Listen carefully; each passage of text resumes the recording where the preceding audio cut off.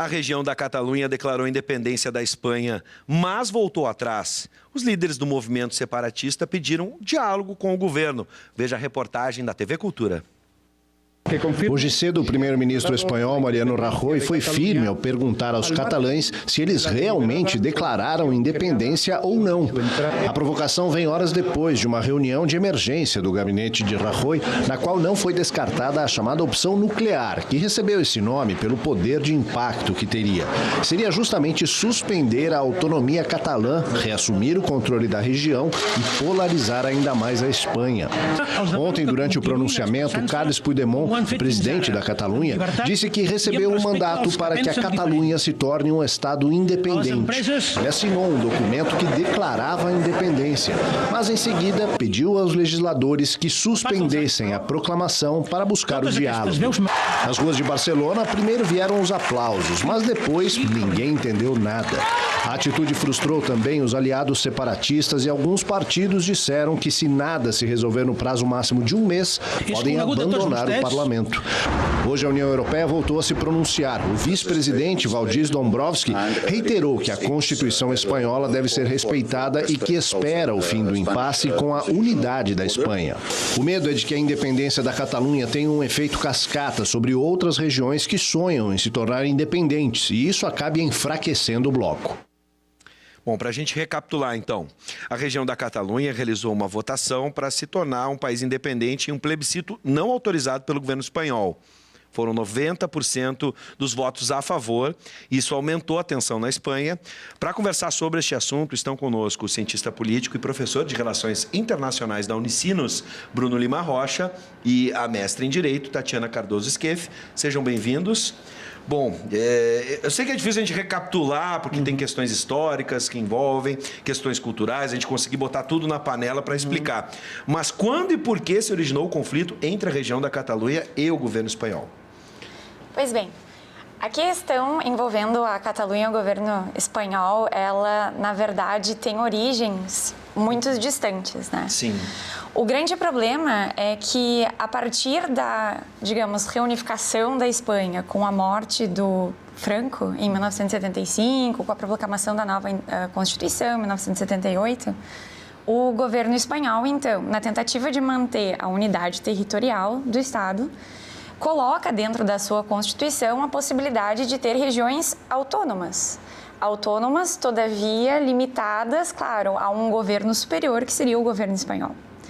Então, o grande problema central nessa discussão está justamente nessa autonomia.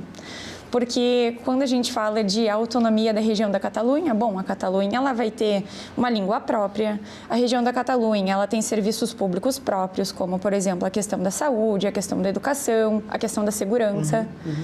E o grande problema é que o governo central, ele mantém essa autonomia. Mas os catalães, na verdade, querem uma maior autonomia fiscal. E essa autonomia fiscal, que gerou um grande debate a partir de 2006, na tentativa de reforma fiscal do Estado espanhol, e que foi posteriormente negada pelo próprio Tribunal Constitucional em 2010 da Espanha, é que gera todo esse debate. Pois eles dizem ser uma região lá com 19% do PIB espanhol, recebem a maior parte dos turistas e tem um grande número de multinacionais na região, para eles seria, aos seus olhos, benéfico se separar. Sim. Né, economicamente.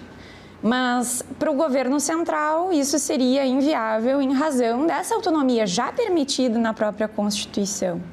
E se a Constituição permite essa autonomia, a gente não tem como falar numa possibilidade de separação apenas por um viés econômico. É importante a gente trazer esse viés econômico, porque muitas pessoas às vezes ficam concentradas na identidade, na representação de um povo, né? No lado emotivo mesmo, da sua paixão de se sentir ou não espanhol, se sentir ou não catalão. Mas a gente vê que sempre tem algo por trás. Caso houvesse a separação, a Catalunha conseguiria se estabilizar como país? E qual seria o impacto na Espanha? Um pouco a gente já imaginou. Sim. Mas nos arranjos políticos, até mesmo dentro da União Europeia. Aí a gente vai ter um problema de fundo, Bives e Tatiana. Por quê? Porque a União Europeia, em não sendo um plebiscito formal, um plebiscito aceito pelas leis do Estado espanhol, o Estado espanhol é como as autonomias se referem à Espanha. Quando está numa região castelhana, eles dizem Espanha. Quando está numa região autonômica, dizem o Estado espanhol. O Estado espanhol não reconhecendo o plebiscito, o governo da Comunidade Europeia tampouco reconhece.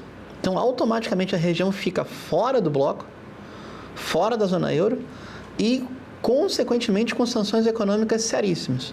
Um primeiro sintoma foi a fuga de 30 empresas que colocam um nível razoável de empregabilidade na região da Catalunha, sendo que no Estado espanhol como um todo, tu tem um desemprego em torno de 40% na sua juventude. O jovem europeu é um jovem há muito tempo, né? É uma sociedade envelhecida, então, até 30 e poucos anos, todo mundo é jovem lá. Então, de cada 10 europeus até 30 anos, espanhóis até 30 anos, no caso do Estado espanhol, da Grécia, da Itália, Portugal, melhorou um pouquinho, tu tem 4 desempregados. Os números da Catalunha são um pouco melhores, mas eles seriam muito piores, porque haveria fuga de capitais e haveria sanção econômica por parte da União Europeia. Veja bem, isso não quer dizer que todas as causas do referendo, ou da autonomia, ou da separação não sejam válidas ou historicamente justificadas.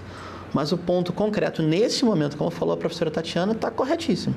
A gente tem uma tentativa de redistribuição fiscal no Estado espanhol, e era o período de La Fiesta, foram os primeiros 10 anos do século XXI, que eles surfaram numa onda maravilhosa da economia europeia, e pós-crise, pós-bolha, estouro da bolha imobiliária, a Espanha entrou numa recessão profunda, quase depressão. E aí a sociedade que está menos desempregada, que está menos atingida economicamente, quer as suas benesses. Por isso houve esse certo consenso entre a esquerda catalã, que é muito forte, e o empresariado catalão, que também é muito forte. Bom, segundo o direito internacional, um povo só pode unilateralmente declarar-se independente do Estado no caso de ter seus direitos de expressão reprimidos.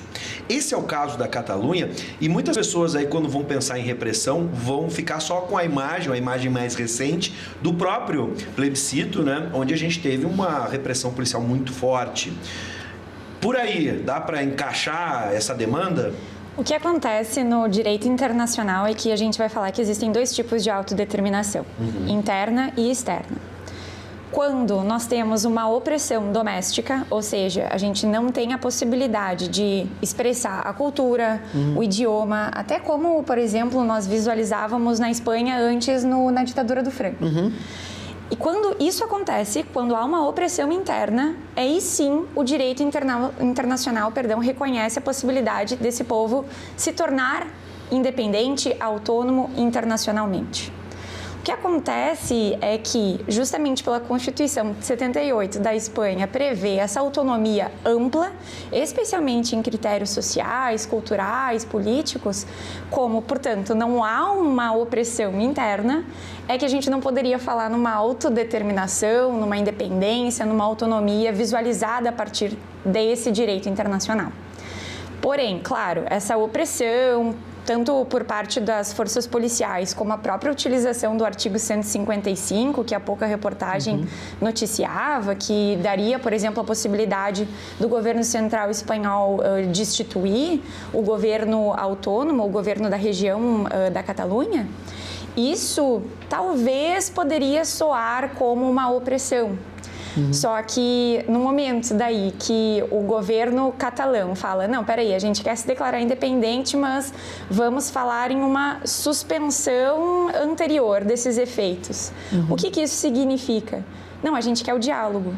Porque se o diálogo daí for negado, bom, a gente daí poderia falar na tentativa de coibir esses pretextos ou esses aspectos culturais, sociais, locais, que poderiam levar, então, uma independência a partir dessa autodeterminação externa.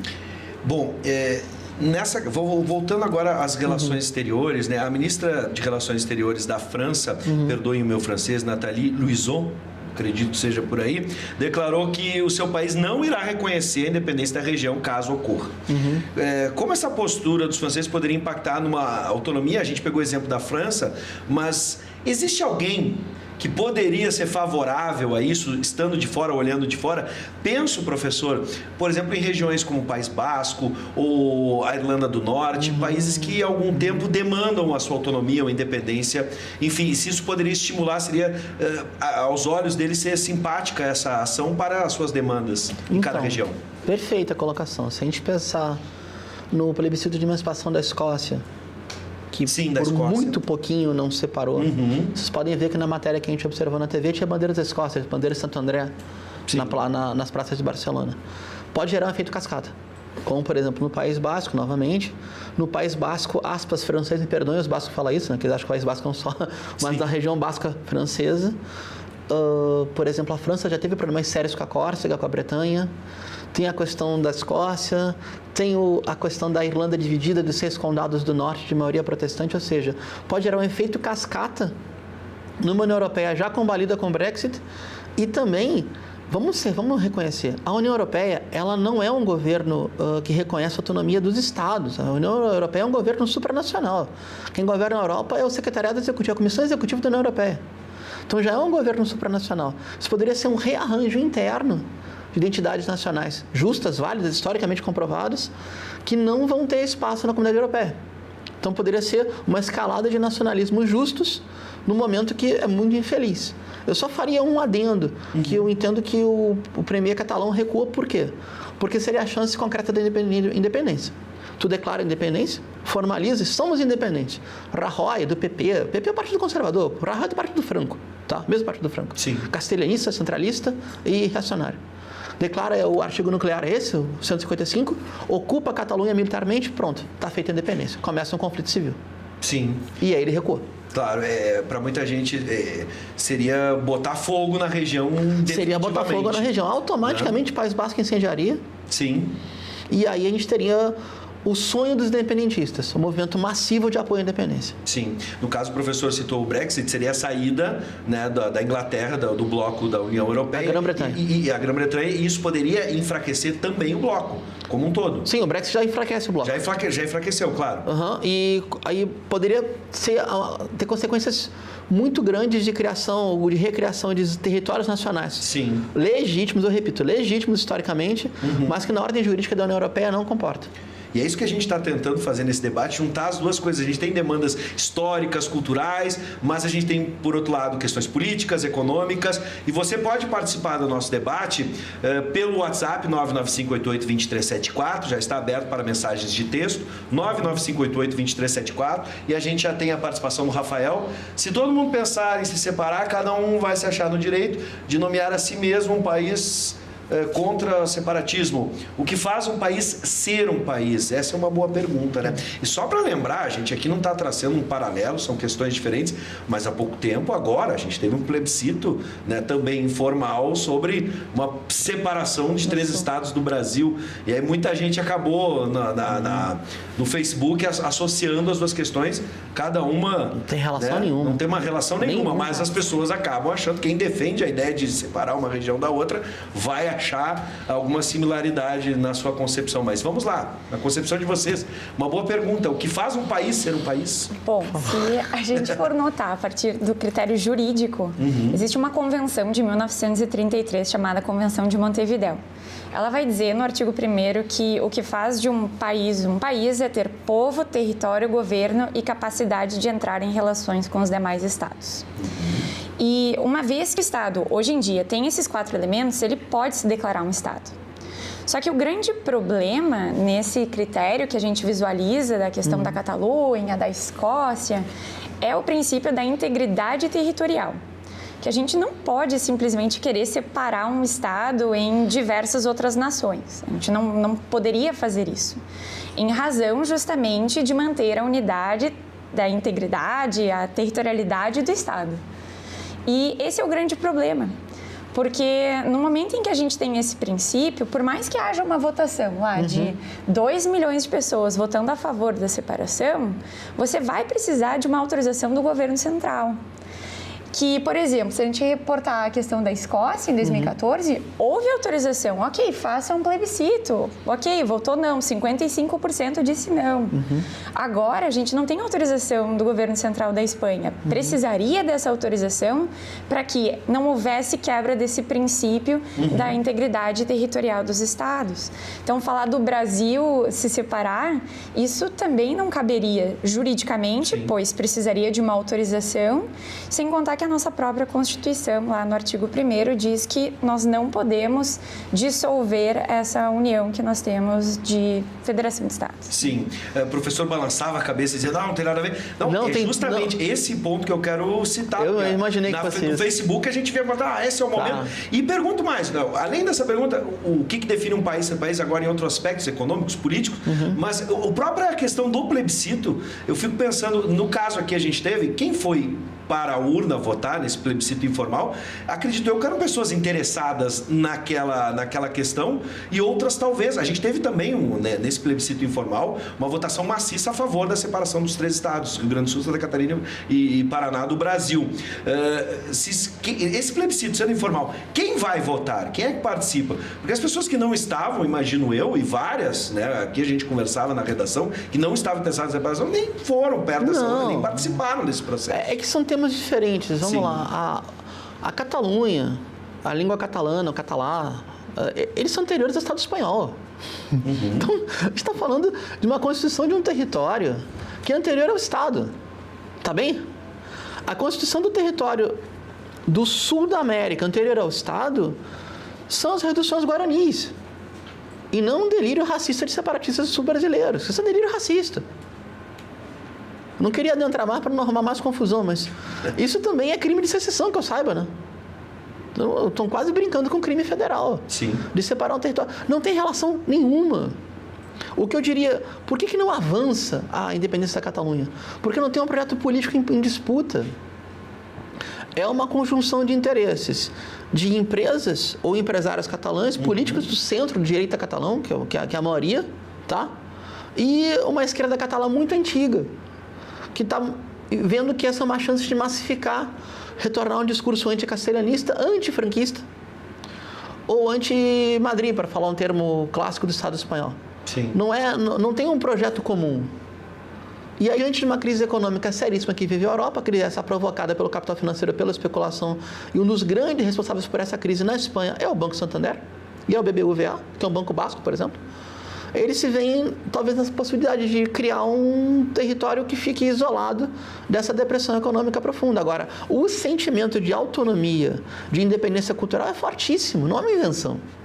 Essa que é a diferença. Aqui, e mais uma vez eu chamo a atenção, porque as pessoas ficam sempre com essa ideia, né, da emoção, da ligação com a sua raiz, com a sua cultura, enfim, como os aspectos políticos e econômicos são importantes. Luciano de Canoas manda pelo 99588-2374, a pressão do capital forçou o recuo, vide pressão dos países da União Europeia, interesse do capital financeiro prevalece.